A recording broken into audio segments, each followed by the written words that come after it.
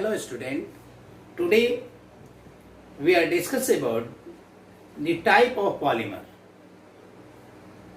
This is a very important topic. Today we have to discuss the type of polymer on the basis of nature of monomer. As we know that we have different criteria to classify the polymer. There are 9 criteria up to which we classify the polymer into different category on the basis of their structure, on the basis of the force acting between them, either they are biodegradable or not biodegradable, either they are crystalline or amorphous. There is a lot of category on the basis of which we are categorize them. But today we classify the polymer on the basis of nature of polymer. Nature of monomer. Nature of classification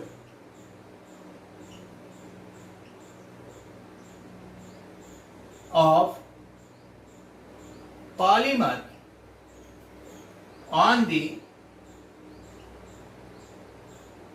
basis of nature of monomer. If we classify them on the basis of their nature, that means either one monomer involved into the formation of this polymer or more than one type, 2 or more type of monomers are involved into the formation of particular polymer. We categorize the polymer of 2 type. मैं ये कहना चाहता हूँ कि अभी हम जो category create करने जा रहे हैं पॉलीमर का, वो इस आधार पे करेंगे कि उस पॉलीमर के बनने में कितने प्रकार के मोनोमर इन्वॉल्व है. If only one type of monomer are involved into the formation of polymer, then we use the term homopolymer. Homopolymer. If more than one type of monomer are involved into the formation of polymer, then it is called copolymer. Homopolymer and copolymer. Homopolymer, it involves only one type monomer.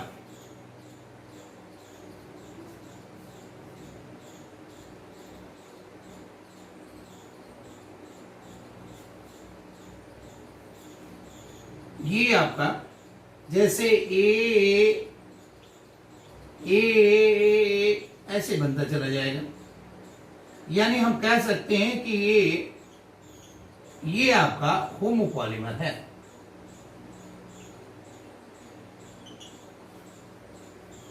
Copolymer में क्या होगा कि A B ऐसा होगा, मतलब it contain more than one type of monomer.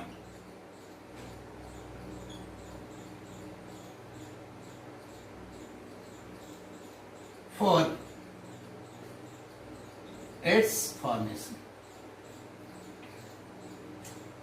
अब देखिए बेटा जी, अब थोड़ा सा मैं इसको इलेबोरेट करूंगा. अगर हम देखें कि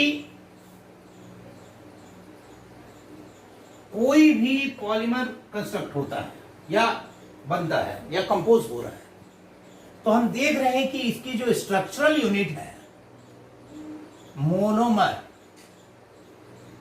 ये जो है एक प्रोसेस ले रहा है पॉलीमराइजेशन, और इस प्रोसेस से होने के बाद पॉलीमर्स बना लेना है। अब ये देखिए, अब ये है स्ट्रक्चरल यूनिट। अब यहां मैं आपके पास एक कोटेशन, यहां पे एक टॉपिक आपके दिमाग में रखना चाहता हूं कि how we decide the particular compound is to be suggested as a monomer, या दिया हुआ कंपाउंड है वो मोनोमर है या नहीं है क्या वो है, हो भी सकता है। क्या शर्त है किसी मोनोमर यूनिट का? अगर कोई यूनिट, कोई एक मॉलिक्यूल मोनोमर की तरफ बिहेव कर रहा है तो उसकी कंडीशंस क्या है, इस बात को पहले हम समझते हैं। मतलब कंडीशन फॉर मोनोमेरिक यूनिट। देखो बेटा जी, अब थोड़ा सा मैं इसके लिए, जैसे मान लिया जाए कि अगर ये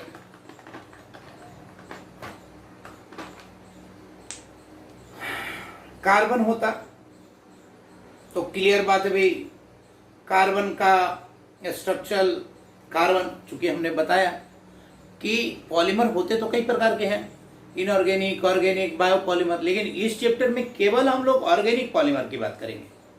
अब ऑर्गेनिक पॉलीमर यानी कार्बन का पॉलीमर। अब ये देखिए, ये एक कार्बन है, कार्बन, इसकी 4 वैलेंसी है, 1 2 3 4, ठीक है। अब ये 4 वैलेंसी है, तो अब मान लिया जाए कि अब यहां पे तो इसकी कोई वैलेंसी वैकेंट है नहीं। अगर मैं इसका और बड़ा, अगर ये एक कार्बन है यानी this will representing CH4 1 2 3 4, if we develop this as ethane, that is like this, C2H6, C12 H6 1 2 3 4 5 6। अब ये देखिए बेटा जी, this molecule contain only single bond. There is a single bond present between 2 carbon atom, and this is also the single bond which is present between carbon and hydrogen.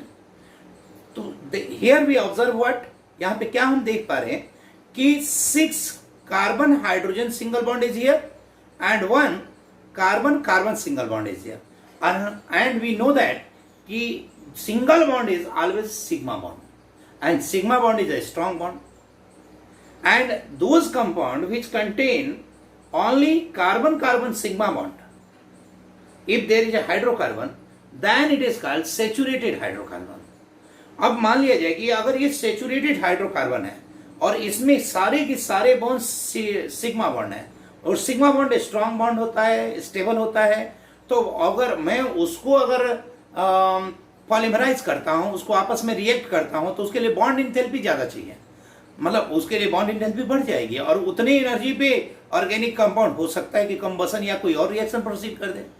तो इसीलिए ये polymerisation जो saturated होगा तो दिक्कत है। तो इसकी पहली कंडीशन ये है कि अगर मैं इसे, इसका बॉन्ड डिहाइड्रोजनेशन कर देता हूं, ये हाइड्रोजन हटा दिया मैंने और इसके जगह पे मैंने इसको डबल बॉन्ड कंस्ट्रक्ट कर लिया। अब ये देखिए मेरे पास जो है, this is 2 carbon carbon double bond, this one of them is sigma bond and another one is pi bond. Pi bond is a weak bond. If there is a weak bond and we proceed some reaction in the presence of catalyst or some special condition by increasing temperature or pressure, अगर मैं कुछ ऐसा करता हूं तो हमारे पास there will be a chance that it will, this pi bond will broken down, ये pi bond टूटे, और टूटने के बाद ये आगे एक सीरीज ऑफ बॉन्ड क्रिएट करता चला जाए, क्योंकि एक पाई बॉन्ड टूटता है तो 2 सिग्मा बॉन्ड क्रिएट होता है। जैसे देखिए बेटा, ये पाई बॉन्ड मैंने तोड़ दिया। अब मैं एक और एथीन ऐसा ही ले लेता हूं, ये भी देखिए एथीन है, इसका भी मैं पाई बॉन्ड तोड़ा, तो ये अब आपस में देखिए बनता चला जाएगा, ये आपस में जुड़ गया, मैं एक और एथीन ले लिया, फिर इसको जोड़ता चला गया। तो हम देख पा रहे हैं कि यहां पे जो ये बॉन्ड क्रिएट होता जा रहा है, यहां पाई बॉन्ड होने से क्या हुआ कि अब ये देखिए ethene, 3 molecule of ethene are involving here. ये देखिए दो कार्बन ये और 2 कार्बन ये। अब ये देखिए अगर ऐसी लंबी श्रृंखला अगर ऐसे बनती चली गई तो this is called polythene. Poly मतलब many, ethene, many ethene when are composed together, bonded together by covalent bond, a structure we get a compound, a macromolecule which we find is called polythene. अब ये कैसे होता है इसको आगे हम पढ़ेंगे, लेकिन ये तो समझ में आ गया कि कोई भी मोनोमर होने के लिए, मोनोमरिक यूनिट होने के लिए या तो अनसेचुरेशन होना चाहिए, और अगर अनसेचुरेशन नहीं है then there is a must be a requirement of more than one functional group within the molecule, monomeric unit. उस स्थिति में मोनोमरिक यूनिट के अंदर एक से अधिक फंक्शनल ग्रुप होना चाहिए। अब ये फंक्शनल ग्रुप क्या हो सकता है? हाइड्रोक्सी हो सकता है अल्कोहल के लिए, एमीन हो सकता है, NH2 हो सकता है, कार्बोक्सिलिक ग्रुप भी हो सकता है, ऐसा भी हो सकता है कि एमीन और कार्बोक्सिलिक एसिड हो, ऐसा भी हो सकता है कि अल्कोहल और कार्बोक्सिलिक एसिड हो। मतलब लेकिन ये कंफर्म है कि इट मस्ट कंटेन पॉली या many more than one functional group with in the molecule. तो 2 शर्त हमारे पास आया। पहला कंडीशन क्या है बेटा कि condition number 1, monomeric unit contain unsaturation. पहली बात तो ये हो, that means presence of pi. और सेकेंड केस क्या है? द मोनोमरिक यूनिट और the monomer have poly functional group, यानी मल्टी फंक्शनल ग्रुप होने चाहिए, एक से अधिक फंक्शनल ग्रुप होने चाहिए। वो एक प्रकार के भी हो सकते हैं और अलग अलग प्रकार के भी हो सकते हैं। तो ये बात होती है कि जब भी हम लोग डिस्क्राइब करेंगे तो इन चीजों का ध्यान देना होगा। अब इसे हम लोग सिस्टमैटिकली समझते हैं। कैसे? वैसे पहले तो हम लोग होमो पॉलीमर समझते हैं। Homo polymer, the polymer contain only one type of monomer, यानी एक ऐसा पॉलीमर जिसमें एक ही प्रकार का मोनोमर हो। यानी अगर ए है तो ये ए होना चाहिए। अब ये कहां तक जाएगा ये डिपेंड है। मतलब इसको हम, ये है आपका होमो। इसका बड़ा सारा एग्जांपल है। जैसे मान लीजिए पहला पॉलीथीन। अब देखिए एथीन याद है आपको, CH2 डबल बॉन्ड CH2। अब देखिए CHH डबल बॉन्ड CHH, जरा ध्यान दीजिएगा बेटा, CHH CHH। अभी जैसे कि मैंने आपको बताया था कि अगर ये आपका एथीन हो गया, ये वाला दिख रहा है, ये देखिए। ऐसे ही मान लीजिए एक और यूनिट है HH,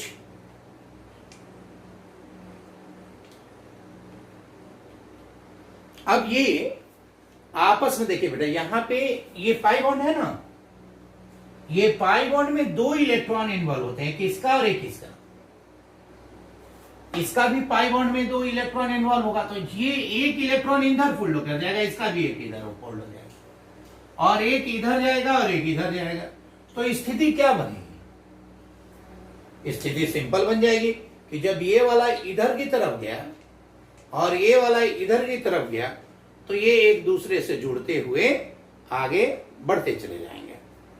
जैसे मान लिया जाए कि ये आपस में बढ़ते हुए चले जाएंगे, और स्थिति क्या हो जाएगी कि ये ऐसे एक लंबा चेन बनना जाएगा। This is like this. तो यहां पे इस चीज को समझने वाली बात है कि यहां पे जब ये टूटेगा तो क्या होगा बेटा। अब ये देखिए क्या बनेगा, CHH हो गया, फिर CHH। अब ये देखिए बेटा, दूसरे वाला भी CHH, और ये अब ये जो बनाना देखिए, ये एथीन है और ये बहुत सारा एथीन है, इसलिए हम लोग इसको पॉलीथीन कहेंगे, पॉलीथीन, इस तरह से। तो इसको कैसे लिखते हैं, जैसे ये एथीन है, यहां पे पॉलीमराइजेशन होगा। अब ये देखिए CH2, अब इधर भी यहां वाला बॉन्ड उधर खुल गया और ये इधर खुल गया, और ये हो गया पॉलीथीन। जैसे अगर A मिला, पॉलीमराइजेशन हुआ, तो ये आपका पॉलीमर बन गया, और ये था मोनोमर। इस प्रकार से ये आपका एग्जाम्पल है। और भी एग्जाम्पल देखते हैं 2-4।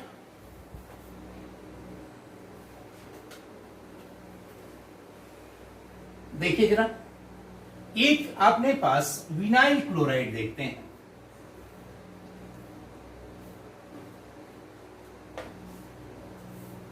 अब ये देखिए विनाइल क्लोराइड क्या होता है। विनाइल क्लोराइड, अब ये देखिए होता है CH2 CHCl, इसी को विनाइल क्लोराइड कहते हैं।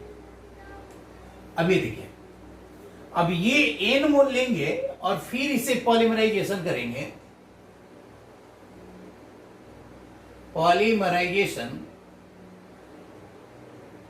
तो ये आगे टूटता है, मतलब जुड़ता चला जाएगा। कैसे भाई, ये बॉन्ड आगे, ये बॉन्ड आगे, देखिए कैसे। ये आपका एथीन था, इस एथीन में देखिए मैंने ये 2 हाइड्रोजन इस पे रहने दिया, इसका एक हाइड्रोजन को मैंने क्लोरीन से ट्रांसफर कर दिया।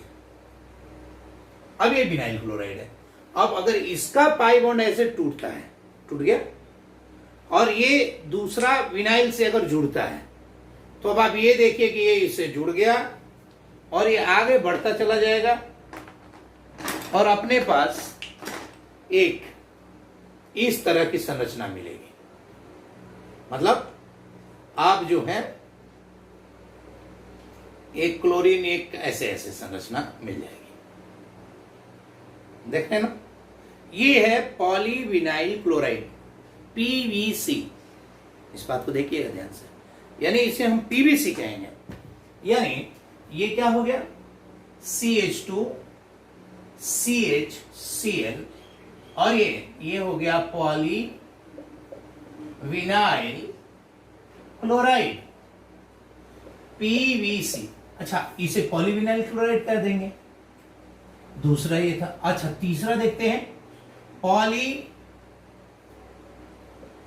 एक्राइलोनाइट्राइल। अभी देखिए, ये कुछ नहीं है, ये सब एथीन का ही सब्स्टिट्यूटेड रूप है। किसी में क्लोरीन डाल दिया, किसी में साइनो डाल देंगे, किसी में बेंजीन रिंग डाल देंगे, और उससे हमारा अलग अलग तरह का पॉलीमर बनेगा। और अब चूंकि फंक्शनल ग्रुप आप चेंज करेंगे तो उससे उसकी प्रॉपर्टी भी चेंज हो जाएगी, और चूंकि प्रॉपर्टी चेंज हो जाएगी तो उससे उसका यूटिलाइजेशन भी बदल जाएगा। डिफरेंट डिफरेंट जगह पे उसका यूटिलाइजेशन हम करेंगे।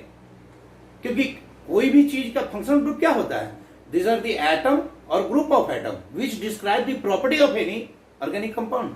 अब क्लोरीन है तो यहां कुछ और प्रॉपर्टी है, और यही चीज अगर ये होता, ये CN, अब ये एक्राइलोनाइट्राइल है, एक्राइलोनाइट्राइल। अब ये देखिए, ये पॉलीमराइजेशन, अब ये खुल गया तो CH2 CHCl, और ये देखिए पॉली एक्राइलोनाइट्राइल। देखो बेटा, पॉलीविनाइल क्लोराइड तो PVC, इसका हो जाएगा PAN, पेन पेन। अब इसका लिए कि मैंने बनाया हुआ है, ये देखिए कार्बन 2 और ये कार्बन एटम, ये देखिए ट्रिपल बॉन्ड नाइट्रोजन से जुड़ा हुआ है, और ये जब आपस में जुड़ेगा तो ये अपना ऐसे बनाता चला जाएगा।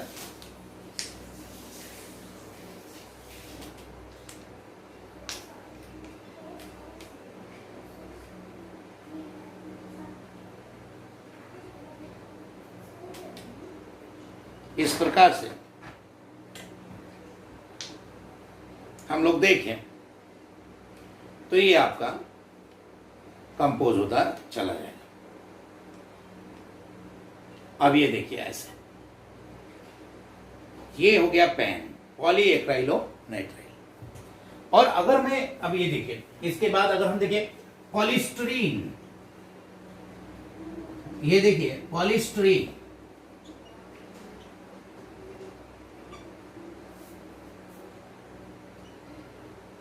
अब ये देखिए स्टेरीन का फॉर्मूला भी कुछ नहीं है, बस इसमें रिंग जोड़ देना, और जब ये जुड़ गया तो अब ये बन गया CH2 CH, और ये देखिए नीचे रिंग जुड़ गया, ये पॉलीस्टीरीन हो गया। ये स्टाइरीन है, ये स्टाइरीन है, STYREN, और ये हो गया पॉलीस्टीरीन। ऐसा। अब मान लीजिए कि इसी में पॉलीप्रोपीन एक होता है, उसमें क्या होगा, इसकी जगह पे अगर CH3 होता, पॉलीमराइज करते, तो ये आपका यहां पे CH3 हो जाता, तो इसका नाम हो जाता आपका पॉलीप्रोपीन।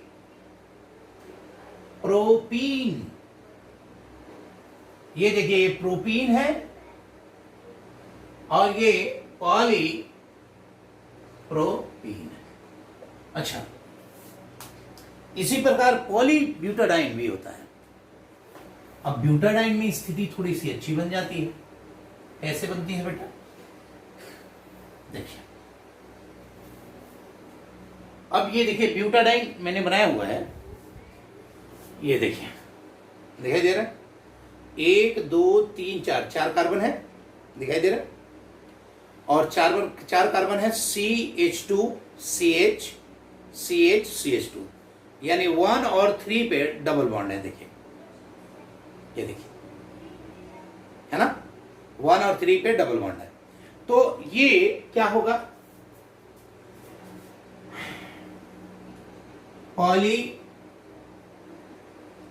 1,3 ब्यूटाडाइन। अब ये देखिए ब्यूटाडाइन कैसे होगा, CH2 double bond CH CH double bond CH2। अब ये हो गया ब्यूट 1,3 डाइन, और ये हो जाएगा CH2। अब ये देखिए ये बॉन्ड खुला ना, ये वाला बॉन्ड मान लीजिए इधर खुल जाएगा, ये इधर खुल जाएगा, और एक यहां का और एक यहां का जुड़ के बीच में डबल बॉन्ड बन जाएगा। तो ये डबल बॉन्ड CH2 और ये N टाइप ऐसे जुड़ता चला जाएगा। तो ये ब्यूटाडाइन हो गया, और ये आपका पॉली 1,3 ब्यूटाडाइन है। तो ये जो मैंने बात बताई, ये सारी बातें मैंने बताई आपकी होमोपॉलीमर की। अब मैं जो बात करूंगा वो कोपॉलीमर की बात करूंगा, थोड़ा सा उसे देखेंगे। कोपॉलीमर,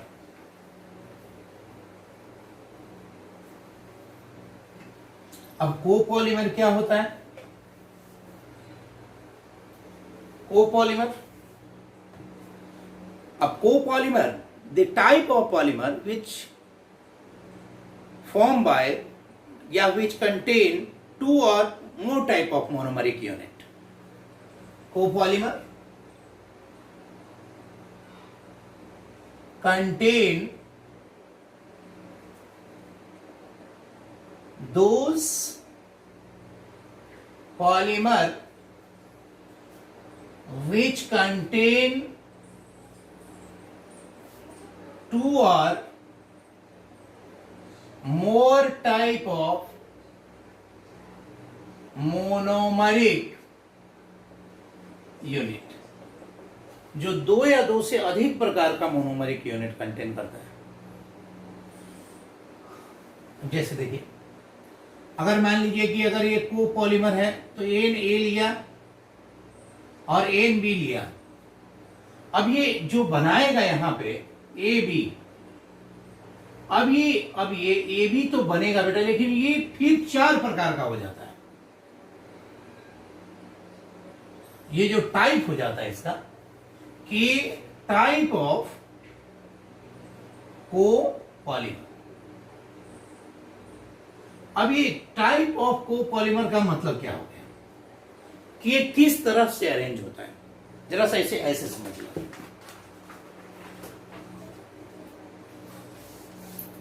ये देखिए, अभी हम लोग कुछ इसके डिफरेंट टाइप्स को समझते हैं। ये जो है हमारे पास, ये येलो से मैं एक मोनोमरिक यूनिट को रिप्रेजेंट करता हूं। ये आपका येलो है। अगर मान लीजिए कि ये ऐसे जुड़ते गए, अगर ये सारे एक ही प्रकार के होते तो क्लियर बात है ये क्या होते? होमोपॉलीमर होते। लेकिन ये एक प्रकार के नहीं है, ये अलग अलग प्रकार के हैं। तो दूसरा कैसे जुड़ रहे भाई? इसके बीच में ये इस प्रकार से अगर ये जुड़ता है तो मान लिया जाए कि ए बी ऐसे ए के बाद बी क्रिएट होता चला जाता है। यानी ए फिर बी फिर ए फिर बी फिर ए फिर बी, और ऐसे ही ये अगर बढ़ता चलाता है तो इसे हम अल्टरनेटिंग कोपॉलीमर बोलते हैं। अब कभी कभी क्या होता है कि ब्लॉक में होता है। दूसरा इसका टाइप हो गया ब्लॉक कोपॉलीमर। Block copolymer. अब ये देखिए, इसमें क्या होता है कि ब्लॉक क्रिएट होगा। जैसे येलो है तो मान लीजिए 3 येलो ऐसे जुड़ गया।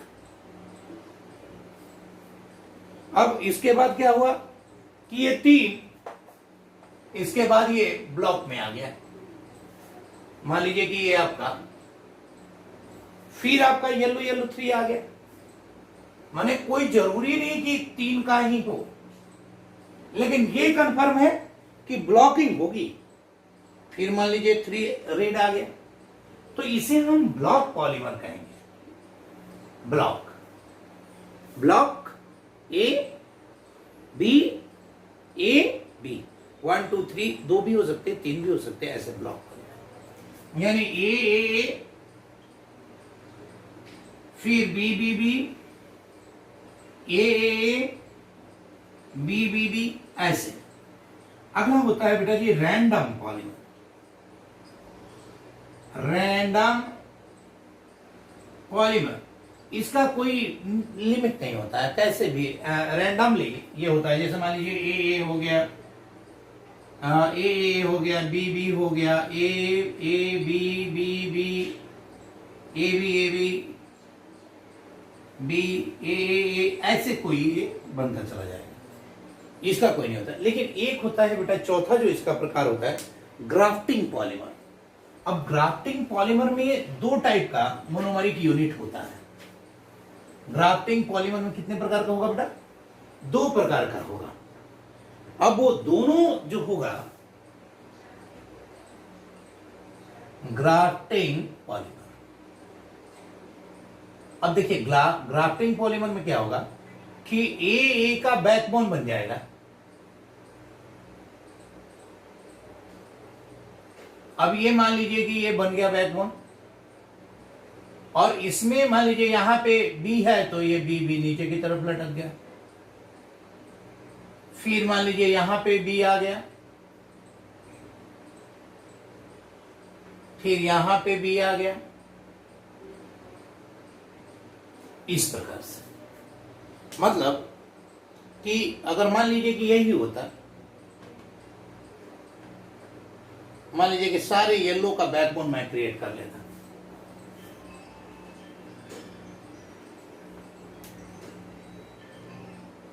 ये आपका येलो येलो हो जाता,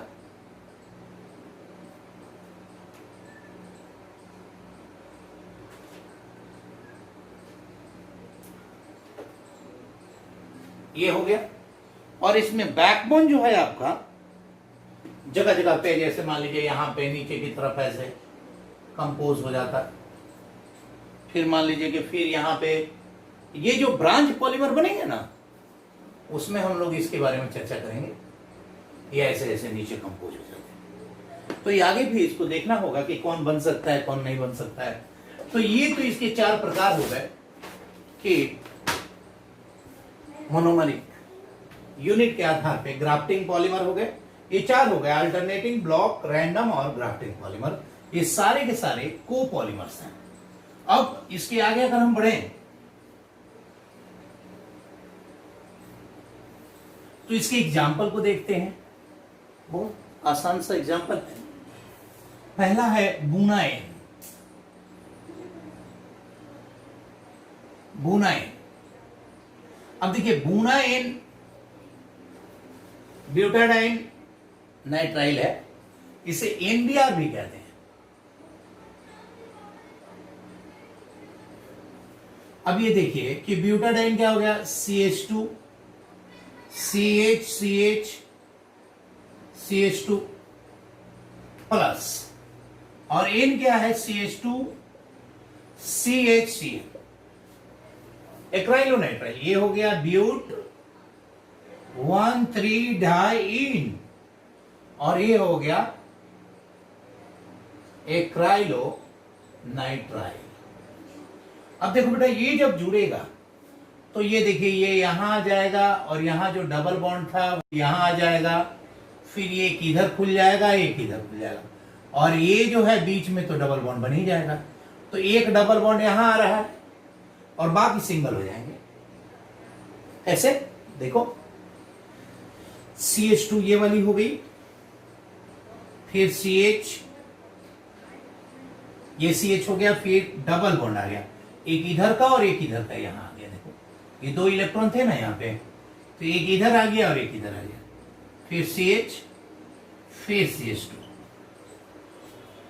फिर अब ये देखिए ये वाला CH2 हो गया, ये वाला आ गया, फिर CH और ये CH।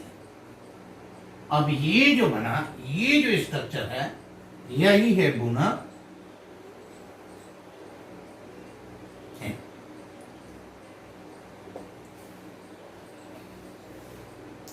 ये नाइट्राइल रबड़ है, आगे हम इसके बारे में और पढ़ेंगे।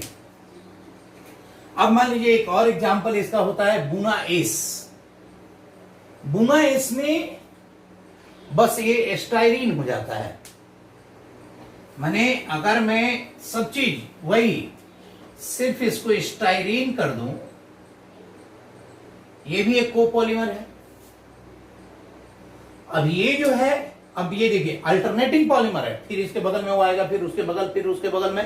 तो अब ये देखिए यहां पे जो हो जाएगा स्टाइरीन क्रिएट हो गया, तो इसका नाम क्या हो जाएगा, बुना एस, या इसको हम SBr भी कहते हैं, SBr। ठीक है। एक नायलॉन 66 भी, उसमें भी दो अलग अलग मोनोमरिक यूनिट यूज होती है, तो उसको भी देखना होगा हम लोगों को। तो ये दूसरा एग्जाम्पल है, और फिर हम लोग इसका थर्ड एग्जाम्पल देखते हैं। ऐसे तो हर पॉलीमर कोई ना कोई होगा ही, या तो वो मोनोमर होगा या तो कोपॉलीमर होगा, ये देखने वाली बात है। स्टाइल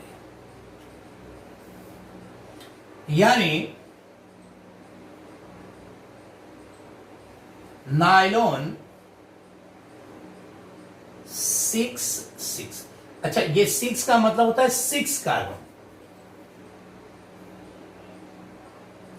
यानी 6 कार्बन यूनिट, योर 6 कार्बन वाले 2 मोनोमरिक यूनिट होंगे, 2 मोनोमरिक यूनिट होंगे। जैसे नाइलॉन 6 में एक होता है हेक्सा मिथाइलिन डाइएमीन। अब ये देखिए हेक्सा मिथाइलिन यानी NH2, और ये देखिए CH2 कितनी बार, 6 टाइम्स, और CH2 ये देखिए जो 6 है वही ये 6 को रिप्रेजेंट कर रहा है।